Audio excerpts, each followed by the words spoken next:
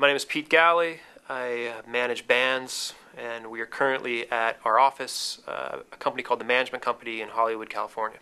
The Management Company is a really interesting it's a small little boutique-y company that's an arm from basically Hits Magazine, which is a kind of industry insider magazine that's been around for 20 years that two gentlemen started 20 years ago, and they have insight, and it really was came from radio promotion, from their background in radio promotion. And so a few years ago they had the idea of bringing in young managers who kind of already had clients that need some help on the high-end stuff. And why I love this place and why it works really well is that is exactly what I needed. I was a manager in Boston, and I had two bands signed to major labels, and about to get a third band signed to a major label. I had my own company, and I was having a tough time dealing with MTV or K-Rock or the high end stuff. I can get a record deal, I can get a publishing deal, I can get great tours, I can get do all that stuff, but I didn't know the guys who were running these companies and that had been running these companies for 10 years or 20, or had been in the music industry for 30 years. I didn't know those guys, and who's this young 20-something year old dude coming in trying to talk to these guys. I felt it was a little out of my league on the high end stuff. So what was great about the Management Company is that I have that experience down the hall whenever I need it. And the other thing that's great is they don't look over my shoulder either, which is great. And I still get a piece of my bands. It's not like I signed over to them and then they take everything from the band and just give me a salary. It's not like that. It's still based around me managing bands and giving them a cut for their thing. That's what I love about it. And so it's really worked out well for me, I think, and other people that have worked here, because it's not some high-pressure management company. It's still based around hits. And the thing about hits is because the magazine has a column about retail every week and predicts what's going to be the top of the charts next week. I have all these things at my disposal. I have Mark, who does retail and who has connections at retail and is talking to them every day, and I know what's going on there. And I have Karen, who does I can go to Karen, who does independent radio promotion, who works here, and she gets hired. She did all the radio campaign for Interpol and the radio campaign for Spoon and the radio campaign for Arcade Fire. And it's like you have her down the hall also. So it's nice because you have those people that are checks and balances with the record label. And you can really know if the record label is doing their job because you have these people who do that every day too. So it's basically a small little record label sitting here with me managing bands in the corner. It's great. I love it. But I think that if I was at a different company, it's a lot more pressure, and it's a lot more like looking over your shoulder. So that's what I like about this place.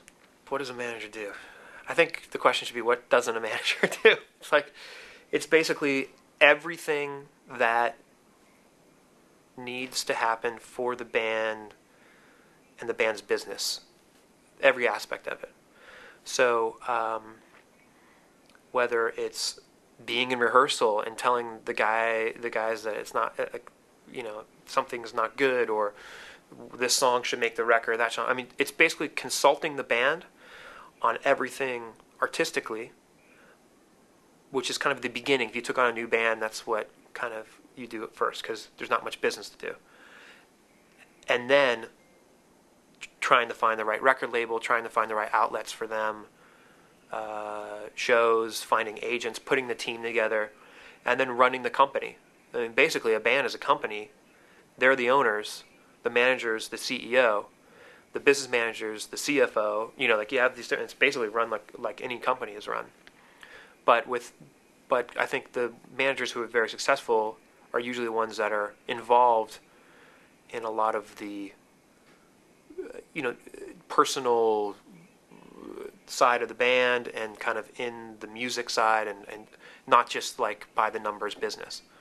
And that's what's great about the music industry. And that's what's great about management also, is you do everything. If If you work at a record label, you just know how to sell records.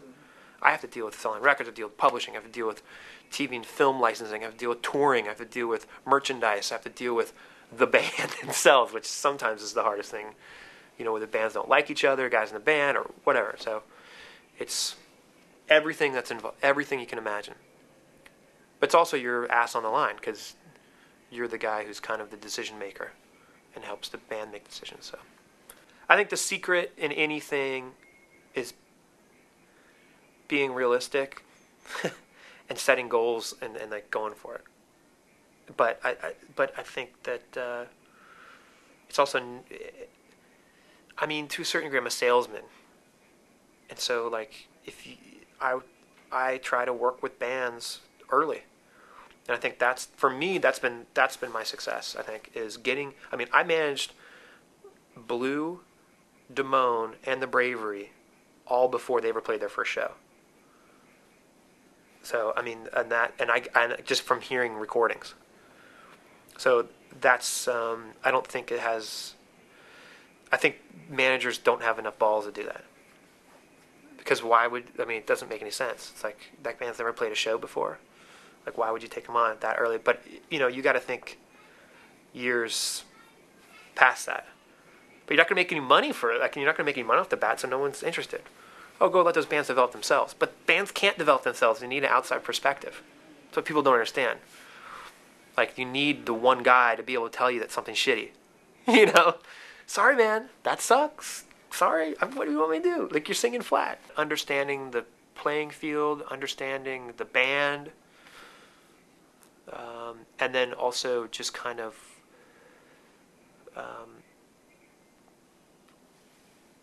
not doing it by the numbers, and creating opportunities. I think that's just like, opportunities are not going to be created for bands. Record labels don't do that anymore. Record labels don't develop bands. They don't do anything. They just market products that already have momentum. So you got to create momentum. So I don't know. It's there's so many things that you have to have, So I think it's creating opportunities and just getting that momentum going is so important right now. Because it's a multi. Music is not what it used to be. I mean, it's not kids. It's not their first choice anymore. They have so many other choices now. So music is not it's not the first thing they want to go buy, or the first thing they want to listen to or listen to. So it's creating all these opportunities so it becomes the front of their thinking, And I went to Berklee College of Music. I grew up in Northern California, and then got a songwriting scholarship to go to Berklee College of Music. And then when I was there, I completely realized that I wasn't that great of a songwriter, and there were guys from all over the world. So, being the best songwriter in your little hometown in Northern California is one thing, but going to a college where you have the best musicians from all over, and the guy that lives in the dorm next to you is from Venezuela, and one guy's from Germany, and, they can write songs that are twice as good as you can. You realize what your talent level is when you're in that kind of pool. And so I think it kind of hit me that I knew the business side a lot better than anybody else at the school at that time.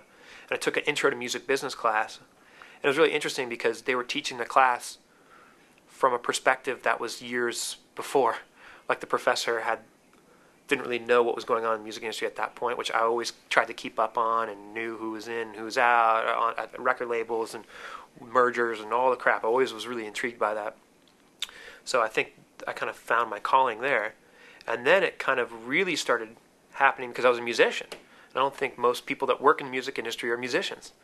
So it's nice to be able to go into a recording studio or into a rehearsal space with a band or talk about music with a band and have them respect you because they know you can play the guitar part if you want to, or what you're talking about when it's writing a song.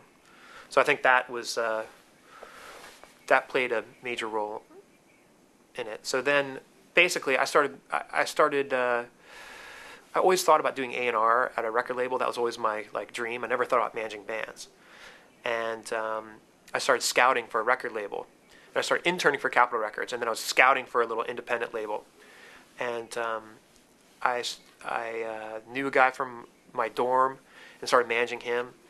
And next thing you know, I got him a deal at Aware Columbia, and Greg Latterman signed him to Aware. And next thing I know, I'm managing bands. And so it just kind of like, all right, I tried to like scout, and then all of a sudden it's just like, well, this guy, I want to get this guy signed. And then it just happened again. And within like 5 years, I did 4 major record deals in 5 years, at like in my early 20s. So that kind of got a little wild. It was great. But then that's when I realized I needed more help. Every band that I've worked with has come through a friend, and I think that hopefully there's people in the music industry have respected what I've done, and I think that's where it's come from. And I know musicians because I went to school with a lot of them. So almost every band has come from some guy that I went to school with. Hey man, this friend's in a new band, or I'm in this new band. I mean, the Bravery is a funny example. I mean, the drummer went to Berkeley. He was years below me. And he was a bartender at like the favorite bar we used to go to. And his sister passed away. And he was from Long Island. He was living in Boston. He got out of Berkeley. He was just bartending at this place, playing in crappy bands. And I always had him in the back of my head, is if I ever needed a drummer, I wanted to like friggin' poach this guy. Because he was awesome.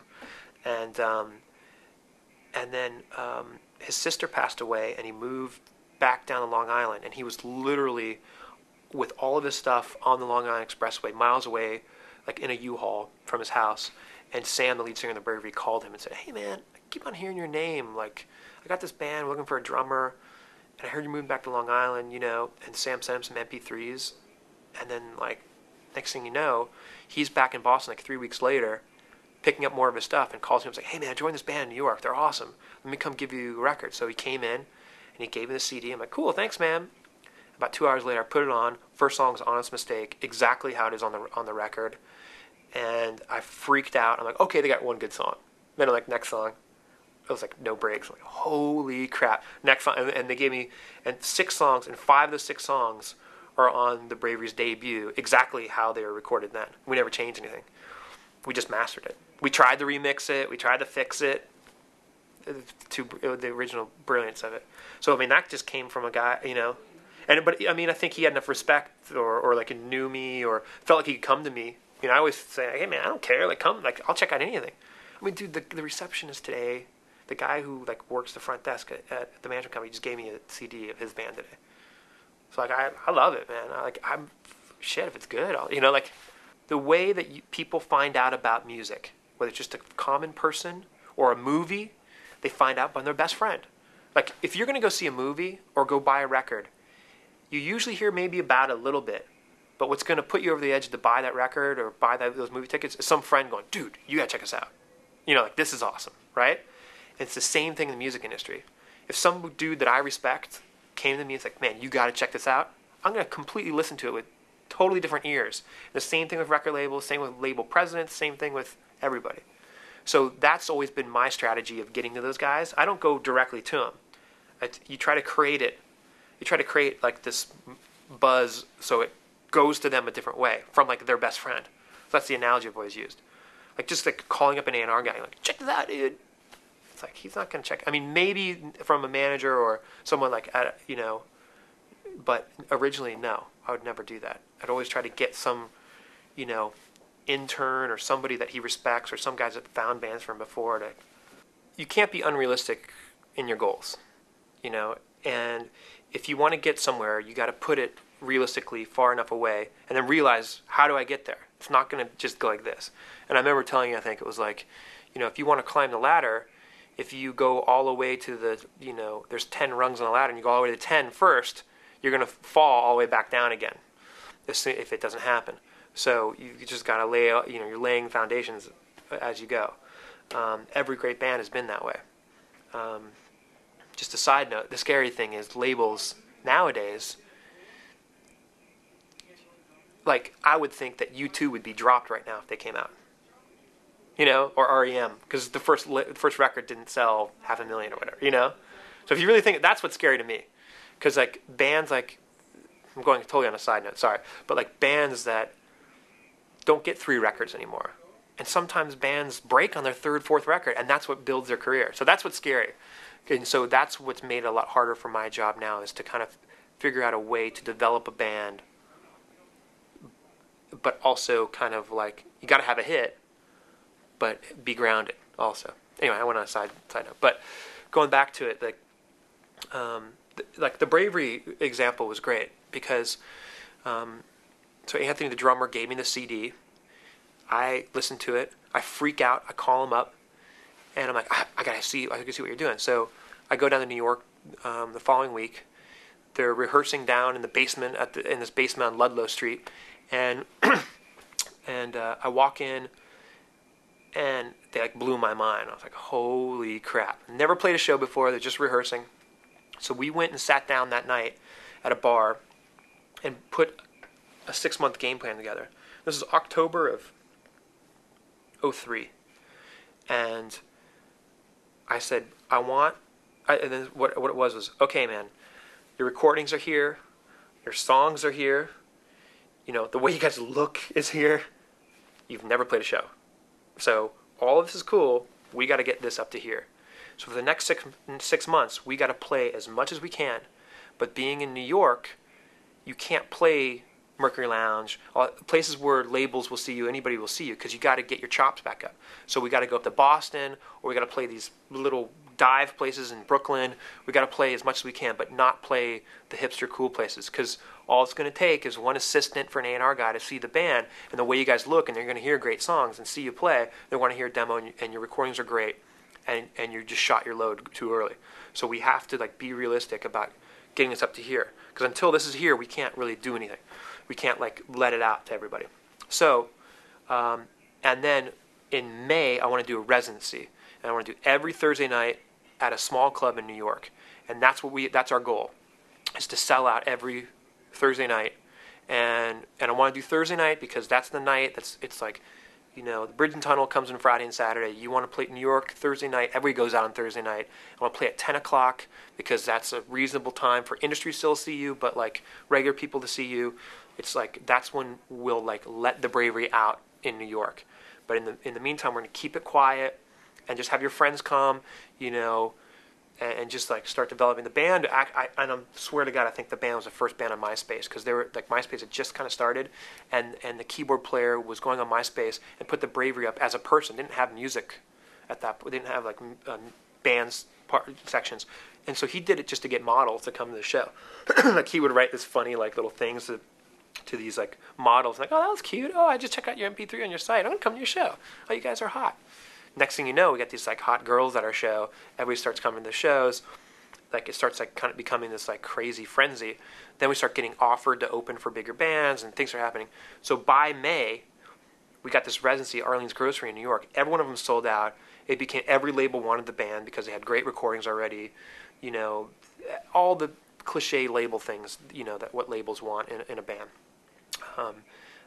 Were there. To get signed, it's just it's so funny. It's like a checklist. It's do they have the hit song? Is the lead singer a rock star? They have all it's almost they go through all the check. Are they good live? They just go through all the checklist things. And then it's the last one is, do I have to sign him right now?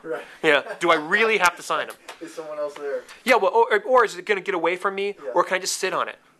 And so that's really the most challenging thing, is creating such a buzz that they have to pull the trigger, because they'll just sit on it and wait. I don't have to pull it. Whether, and sometimes it's not if other labels want it. It's you got added to a radio station or something's happening. And with the Bravery, it was a guy at the BBC, Zane Lowe, started playing the record. A guy in Boston at WFNX started playing the record, and then the guy in San Francisco started playing the record before we were signed. And that just made everybody freak, because we just did their job for him. We just did half the label's job for him at that right off the bat. So. Anyway, but all that just came from this New York,